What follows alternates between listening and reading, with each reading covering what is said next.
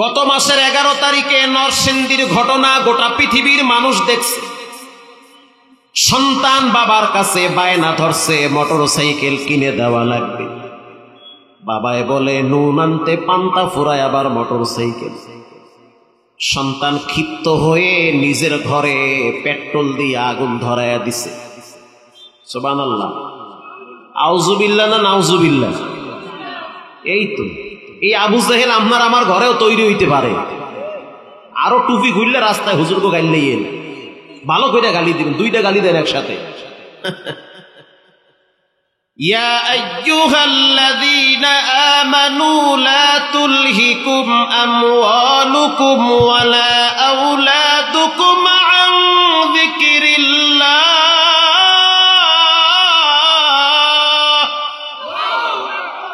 রব বলেন সন্তান সম্পদ এগুলো যেন তোমাদেরকে নামাজ থেকে দূরে সরাইতে না পারে।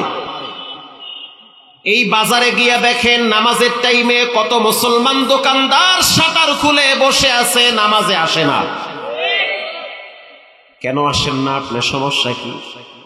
সারাদিন কামাই কইরা কোন ছেলে মেয়েরে খাওয়াবেন? অপেক্ষায় থাকেন। দুনিয়ার নিয়ম হলো যারে বেশি ভালোবাসবেন তার কাছ থেকে প্রথম আঘাত পাওয়া লাগবে। এটা লেখা রাইখে লাল কালি দিয়া কাজে লাগবে। যেই মা বাবা সন্তানকে রব চিনায় না, ইকু বন্ধ করেন, হালকা রিবাব দেন। যেই মা বাবা সন্তানকে রব চিনায় না, আবার বলি শুনে নেন, যেই মা বাবা সন্তানকে কাকে চিনায় না? বলেন রব। রবকে বাস। যেই মা বাপ সন্তানকে রসুল চিনায় না, যেই মা বাবা সন্তানকে কোরআন চিনায় না, যেই মা বাবা সন্তানকে টুপি চিনায় না, দাড়ি চিনায় না, যেই মা বাবা সন্তানকে কেবলা চিনায় না, মেসওয়াক চিনায় না, পশ্চিম চিনায় না, লেখা রাখেন একটা টাইমে সন্তান মা বাপকেও চিনবে না। এটা কইল ঠিক না কইল ঠিক? ঠিক কথা। এটা চিনবে না। এই সমাজের মা বাবারা প্রাইভেটের জন্য ছেলে মেয়েদেরকে যেই পরিমাণ শাসন করে, যারা শিক্ষিত দোকানে চিপায় চাপায় দাঁড়ায় কথা শোনেন, স্মরণের অক্ষরে লেখা রাখেন, কাজে লাগবে। কারণ আমি তো জুমা পড়াই মতিঝিলে 12 কুতুবের আড্ডাখানা। জুমার দিন মুসল্লি হয় 9 থেকে 10,000। আমি স্পষ্ট ভাষায় এই জুমায় বলছি, যেই বাপ সন্তানকে তবলা চিনায়, হারমোনিয়াম চিনায়, গিটার চিনায়, একটা টাইমে দেখবেন ওই সন্তানরা নাস্তিক হবে, মা বাবার কল্লায় ছুরি ধরবে নেশার টাকার জন্য। হ্যাঁ ঠিক, 100% ঠিক। ঠিক কথা এটা। এজন্য ছেলে মেয়েদেরকে ইসলাম চিনান, কোরআন চিনান, আল্লাহ চিনান, রসুল চিনান, আপনাকেও চিনবে। ইয়াউমা লা ইয়ানফাউ মালু ওয়ালা বানুন।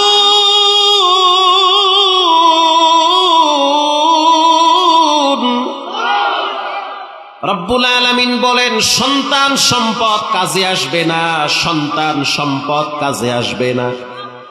ইল্লা মান আতাল্লাহ বিকলবিন সালিম। একমাত্র পবিত্র আত্মাটাই কাজে আসবে। যেই আত্মাটা আজান শোনার পরে দোকানের শাটার লাগায় মসজিদে দৌড় মারে, ওই আত্মাটাই কাজে আসবে। যেই আত্মায় মাওলার জিকির চালু হয়, ওই আত্মাই কাজে আসবে। যেই আত্মা নামাজের পরে 2-4-10 মিনিট কোরআন তেলাওয়াত করার মতো মানসিকতা তৈরি হয়। প্রিয় ভাইরা আমার, এজন্য সন্তান সম্পদ কখনো কখনো আপনার জন্য নেয়ামত, কখনো কখনো আপনার জন্য গজবের কারণ হবে। এজন্য সন্তানদেরকে কোরআন চিনান, ইসলাম চিনান, রব চিনান, রসুল চিনান। এই যুগের মা বাবার সবচেয়ে বড় ব্যর্থতা একটা জায়গায়, সেটা হলো আসলের খবর নাই, নকল নিয়ে টানাটানি। শেষ সময় আমও যায়, সালাও যায়। আবার বলি, আসল বাদ দিয়ে যারা নকল নিয়ে দৌড়ায়, এগো আম সালা ঠিক থাকে? থাকে না। পাগড়ি বান্ধা খুব ভালো, লঙ্গি খুললে যদি বান্ধে তাহলে সব না, যাও আছে হ্যাঁ শেষ, সব শেষ। মা বাবা সন্তানকে প্রাইভেটের জন্য যেই পরিমাণ শাসন করে, কোচিং এ না গেলে মা বাবা সন্তানকে যেই পরিমাণ শাসন করে, এসএসসি পরীক্ষা দিতেছে, একদিন যদি দিতে না পারে মা বাবা যেই পরিমাণ ধমক দেয়, শাসন করে, আল্লাহর কসম 100 বার এর অর্ধেক শাসন মা বাবা ছেলে মেয়েদেরকে নামাজের জন্য করে না। তো ধরা আপনি খাইবেন না, খাইবে কিনা? ধরা তো আপনি আগে খাইবেন, লিখকে রাখেন। প্রাইভেটে না গেলে আব্বায় রাগ করে, কোচিং এ না গেলে বাবায় রাগ করে। মেয়েটা যদি সকালবেলা কোচিং এ না যায় মা ধমক দেয়, উপযুক্ত মেয়েটা বেপরদায় কোচিং এ যায়, মা কিচ্ছু বলে না, ফজরের নামাজ পড়ে নাই, বাপ কিছুই বলে না। এরা যদি এক সময় বলে ছেলে মেয়ে কথা শোনে না, আমি বলবো এটা আপনার হাতের কামাই, এগো হাতে জিফিটা খান না, এটাই শুকরিয়া আদায় করে। হযরত ওমর রাদিয়াল্লাহু তাআলা আনহুর দরবারে একটা মামলা গেছে তার আদালতে। কষ্ট হয়? তাহলে গলা ছেড়ে বলেন সব ক্ষমতার মালিক কে? হযরত ওমরের আদালতে মামলা গেছে। তানবীহুল গাফিলিনে আসছে, বাপ চলে গেছে ওমরের আদালতে গিয়া বলল, আমিরুল মুমিনিন আমার সন্তান কথা শোনে না, খোঁজ খবর নেয় না, মারাত্মক অপরাধ। হযরত ওমর রাদিয়াল্লাহু তাআলা আনহু সন্তানের বাবারে পুলিশ পাঠায়া ধরায়া নিয়ে আসছে। প্রশ্ন করল, মুরব্বী এই সন্তান আপনার কি হয়? বলে এটা আমার ছেলে হয়। হযরত ওমর প্রশ্ন করল, যুবক যেই লোকটা সামনে দাঁড়ায় আছে ইনি তোমার কি হয়? বলে ইনি আমার বাবা হয়। তুমি তোমার বাবার হক কেন আদায় করো না? ও সন্তান, তোমার বাপ তোমাকে লালন পালন কইরা বড় বানাইছে, কেন তুমি তোমার বাবার হক যথাযথ আদায় করো না? ভাষা বুঝতেছেন? এবার যুবক বলতেছে, আমিরুল মুমিনিন রাগ কইরেন না, কারণ আমি তো জানি আপনার কথার আগে তরবারি দৌড়ায়। আল্লাহু আকবার বলেন। এত গরম হইেন না, আব্বার কথা হইন না রাগ করতেছেন, আমারও তো কিছু কথা শোনা লাগবে। হযরত ওমর বলতেছে, বলো তোমার কি বক্তব্য? যুবক বলতেছে, আমিরুল মুমিনিন প্রথম জানতে চাই দুনিয়াতে বাবা আগে আসছে না ছেলে আগে আসছে? একদম গোড়ায় আইছে। এবার আপনারা বলেন দুনিয়াতে বাপ আগে আসছে না ছেলে আগে আসছে? বাপ আগে আসছে। হযরত ওমর রাদিয়াল্লাহু তাআলা আনহু বলেন বাবা আগে আসছে। এবার যুবক বলতে আছে, আমিরুল মুমিনিন জানতে চাই দায়িত্ব বাবার আগে না ছেলের আগে? আই হাই কয় কি, এদের দেখি পেঁচে গেছে তুলের মতো আটকে রাখতেছে। দায়িত্ব আব্বার আগে না ছেলের আগে? হযরত ওমর চায় রইছে চেহারার দিকে, বেটায় কয় কি?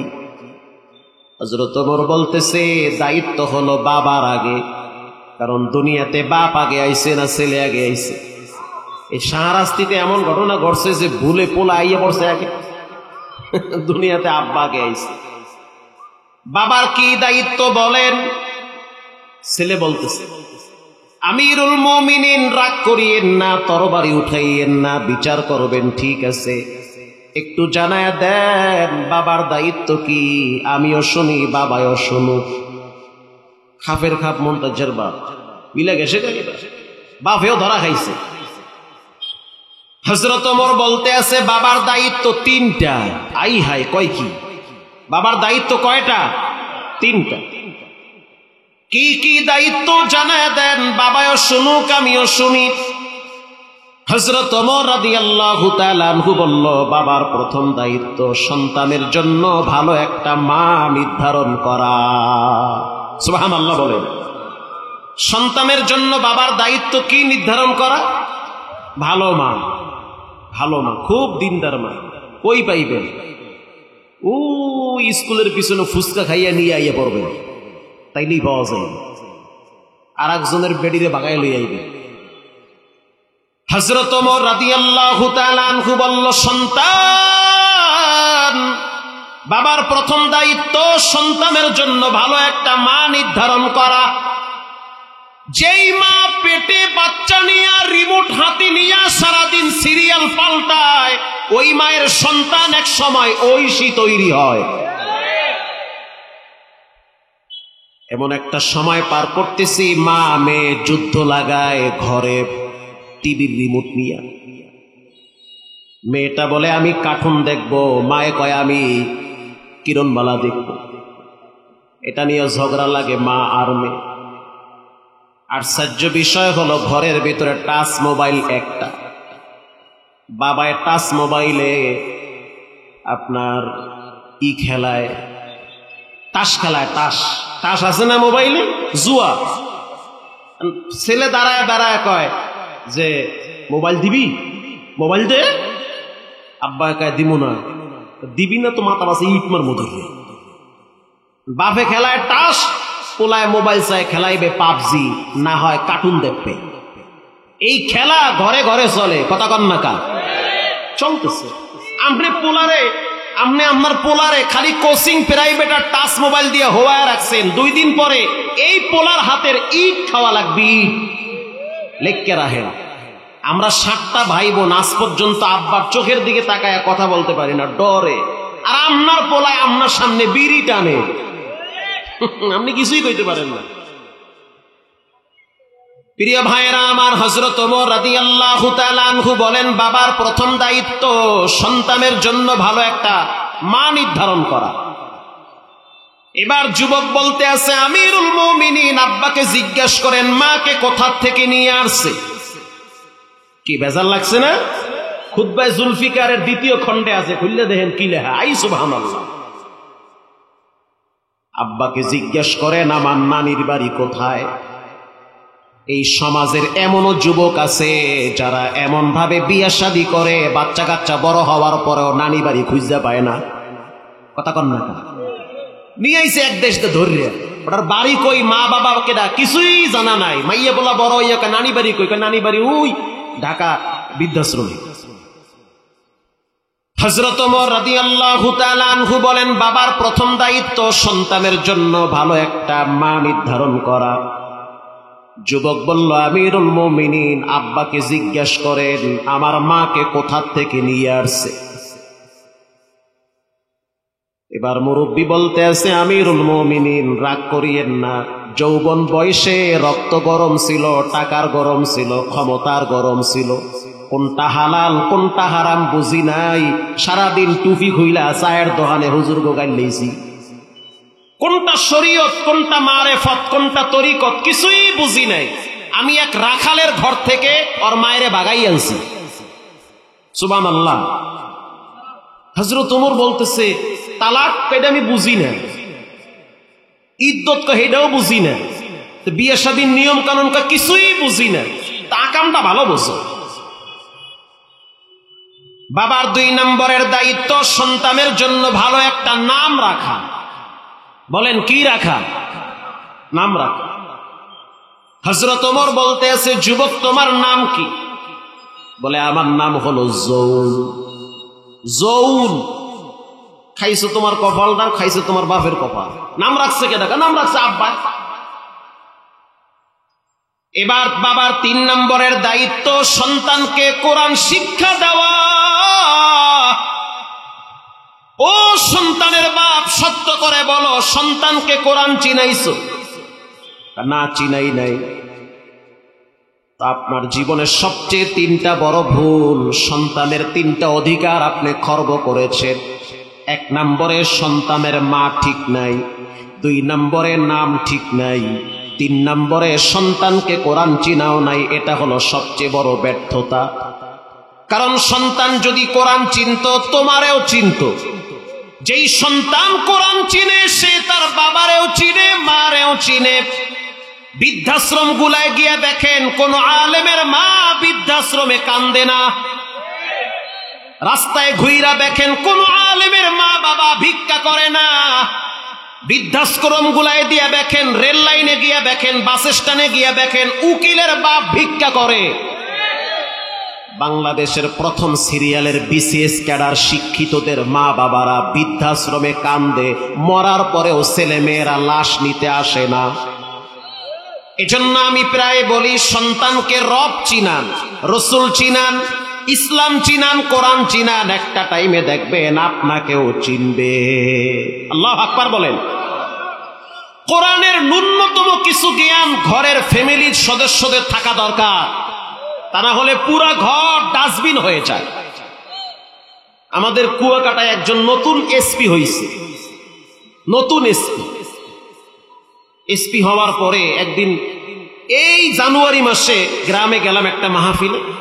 তো গিয়া দেখলাম যুবক মানুষ নতুন এসপি হয়েছে, বরগুনায় আছে। এখন ফজরের টাইমে দেখি মসজিদের প্রথম কাতারে শীতে বসে বসে কাঁপতেছে। আমি আশ্চর্য হয়ে গেলাম, আরে এসপি সাহেব, ফজরের টাইমে তো সাধারণ কনস্টেবলও ফজরের নামাজ মসজিদে পড়ে না, এসপি সাহেব ফজরে মসজিদে আইছে, এটা তো নজিরবিহীন ইতিহাস। ফজরের টাইমে নামাজ পড়ে মোটামুটি যারা আদা মরা হেরা, কথা কন না কা, যারা শক্তিশালী এরা কি ফজরে আয়? এরা ফজরে ঘুমের লাগে যুদ্ধ করে। তো ফজরের টাইমে মসজিদে আসলেন, সে বলতেছে আমারে, খেয়াল কইরা শুনেন, যে আমি আইতাম না, ঘরেই পড়তাম, ঠেলায় পড়ে আইছি। ঠেলা বোঝেন তো, মানে পেরায় পড়ে আইছি, চিপায় পড়ে আইছি। কেমনে চিপায় পড়ছেন জানেন না? কেমনে জানো? আমার বাবা আমারে বিয়ে করছে মৌলানা মাইয়া, আমার বউ মৌলানা, আমার বউ মৌলানা। ফজরের টাইমে আমার ম্যাডামে বলতে আছে যে পুরুষ মানুষের জন্য মসজিদে গিয়া জামাতের সহিত নামাজ পড়া ওয়াজিব, হয় তুমি যাও না হয় আমি গেলাম। আল্লাহু আকবার জোরে বলেন। জি, এটাই হলো ধর্মীয় শিক্ষার সুফল। এজন্য রব্বুল আলামিন কোরআনেও বলেন, وَنُنَزِّلُ مِنَ الْقُرْآنِ مَا هُوَ شِفَاءٌ।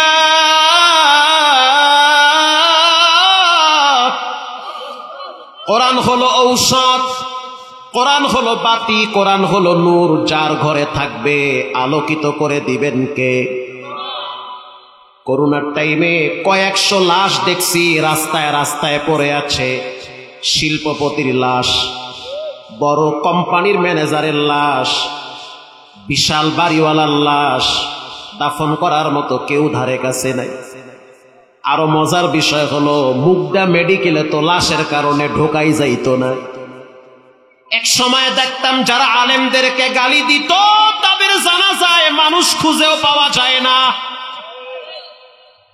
গাড়ি পার্কিংয়ের জায়গায় লাশ ফালায় রাখছে, সন্তানরা ভয়তে কাছে আসে না, বরং সন্তানরা সাততলায় বসে বসে বাবার সম্পদের হিসাব করে। আবার এমনও লাশের জানাজা পড়াইছি, বাপ ঢাকা শহরে কাঁচা তরকারি বিক্রি করত, তিনটা সন্তান, তিনটাই কোরআনের হাফেজ। চান কপাল। এজন্য আমি প্রায় সময় বলি, সন্তান সম্পদ কখনো কখনো মা বাবার জন্য নেয়ামত, কখনো কখনো গজব। টাঙ্গাইলে বয়ানে গেলাম, এলাকার নাম হলো গোপালপুর। স্টেজ ভরা আলেম ওলামা। একটু পরে দেখলাম একজন কালো মানুষ রিকশায় আসতেছে স্টেজের দিকে। স্টেজে যখন আসলো, তাকায়া দেখলাম বাম পাশের সাবেক এমপি সাহেব চেহারা সাইরা দিয়া খাড়ায় গেছে, আপনি এখানে বসে। আমি চিন্তা করলাম, লা ইয়ানজুরু ইলা সুওয়ারিকুম, বাহ্যিক দৃষ্টিকোণ থেকে দেখতে তেমন সুন্দর না, পোশাকাদিও ভালো না, কিন্তু এত সম্মান কোত্থেকে পাইল? পরে শুনতে পাইলাম হাফেজ সালেহ আহমদ তাকরিমের বাবা। আই হাই, কপাল দি খুলে গেছে গা। আর আপনার ছেলে রাত্রে দাঁড়ায় দাঁড়ায় ঘন্টার পর ঘন্টা মোবাইল টিপে একটা বারের জন্য নামাজের ধমক দেন না। সন্তানের কারণে বাবার সম্মান বাড়ে, সন্তানের কারণে বাবার সম্মান নষ্ট হয়। এজন্য রব্বুল আলামিন বলেন, ইয়াউমা লা ইয়ানফাউ মালু ওয়ালা বানুন ইল্লা মান আতাল্লাহা বিকলবিন সালিম। সন্তান সম্পদ কাজে আসবে না, একমাত্র কলবে সালিম, পবিত্র আত্মাটাই কাজে আসবে। প্রিয় ভাইয়েরা আমার, বর্তমান বাইতুল্লাহ শরীফের একজন ইমামের নাম হলো ইয়াসির দোসারি। আমি যা বলি ডকুমেন্ট প্রমাণ দুই পকেটে নিয়ে বলি, আন্দাজে কোনো কথা আমি বলি না। বর্তমান বাইতুল্লাহ শরীফের যিনি পাওয়ারফুল ইমাম, তার নাম হলো ইয়াসির দোসারি। চমৎকার কণ্ঠ, মনে হয় যেন তেলাওয়াত করলে কোরআন নাজিল হয়। গত রমজানে উমরা সফরে দেখছি তার একটা বক্তব্য প্রচুর আরবে ভাইরাল হয়েছে। তার বক্তব্য হলো, সে বলল রমজান মাসে বাইতুল্লাহ শরীফে প্রায় 40 লক্ষ মুসল্লি নামাজ আদায় করে। রমজান মাসের দ্বিতীয় জুমায় আমার সিরিয়াল আসছে যে আপনি এই জুমায় খুতবা দিবেন। ইয়াসির দোসারি খুতবা দেওয়ার জন্য দাঁড়াইছে। তিনি বলেন, যখন আমি দাঁড়াইছি তখন বুঝতে পারতেছি প্রচন্ড রোদের তাপ। যারা তাওয়াফ করার জন্য চতুর্দিকে বসে আছে, নামাজের ওয়েটিং এ আছে, তাদের শরীর থেকে ঘাম ঝরতেছে। তখন আমি সিদ্ধান্ত নিলাম খুতবাটা লম্বা করা যাবে না, শর্ট করা লাগবে। আমি খুতবাটাকে শর্ট করলাম। এরপরে আমি জুমার নামাজের জন্য কাবার সামনে দাঁড়াইছি।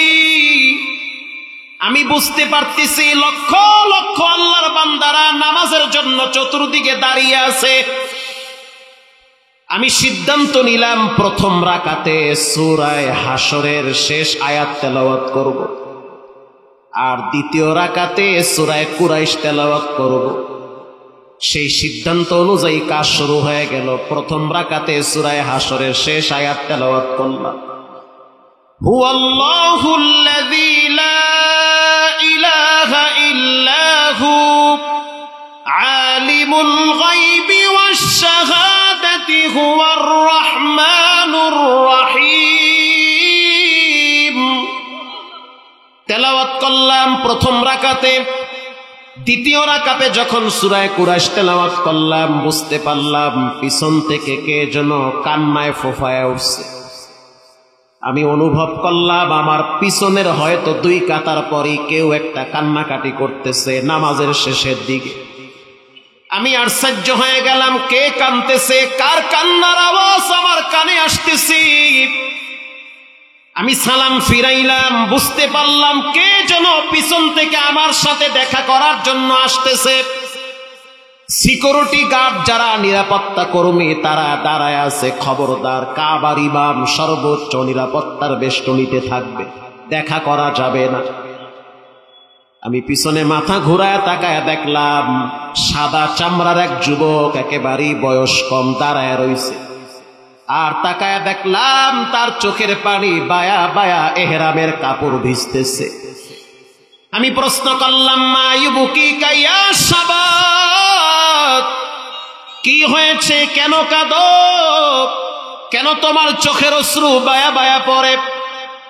সেই ইউরোপের যুবক, সাদা চামড়ার যুবক বলে, হুজুর আমি আপনার সাথে একটু সাক্ষাৎ করতে চাই, কিন্তু আসতে পারি না। ইয়াসির দোসারি কাবার ইমাম বলেন, আমি তখন পুলিশকে বললাম তাকে আসতে দাও, আমার সাথে 2-1 মিনিট কথা বলতে দাও। তখন সে আমার সামনে আসলো। আমি তাকে প্রশ্ন করলাম, কেন কাঁদো? সে বলল, আমি কাঁদি না, কে যেন আমারে কাঁদায়। কে তোমারে কাঁদায়? যুবক বলল, আমার রব আমারে কাঁদাইতেছে। কারণ সারাটা জীবন আমি নাফরমানি করছি, গুনার জগতে আমি নিমজ্জিত ছিলাম। মদ পান কইরা কইরা আমি টাল হয়ে থাকতাম, নারীদের সাথে আড্ডাবাজি করতাম, জীবনটারে নষ্টের দ্বার প্রান্তে পৌঁছায়া দিছি। যখন আমি জেদ্দা এয়ারপোর্টে নামলাম, সিদ্ধান্ত নিলাম আজকের জুমার সালাত আমি কাবার সামনে গিয়া পড়ব। যখন আপনার জুমার খুতবা শুনলাম, তখন মনে হইতে আছে কে যেন দিলের ময়লাগুলা দূর করতেছে। যখন আপনি নামাজে তেলাওয়াত করলেন, তখন মনে হইতে আছে সবে মাত্র কোরআনের আয়াত নাজিল হইতেছে। ওগো কাবার ইমাম, আমি যে এত পাপ করছি, আমার রব কি আমারে ক্ষমা করবেনি? শাইখ ইয়াসির দোসারি বলে, তার চোখের পানি আমি দেখছি। তখন তাকে আমি বললাম, মান বাকা মিন খাশিয়াতিল্লাহ হারামাল্লাহু তিলকাল আইনা আলান নার আল্লাহর ডরে যার চোখের পানি পড়ে, চোখের পানি নাকের ডগায় আসার আগে পিছনের সব গুনাহ মাফ হয়ে যায়।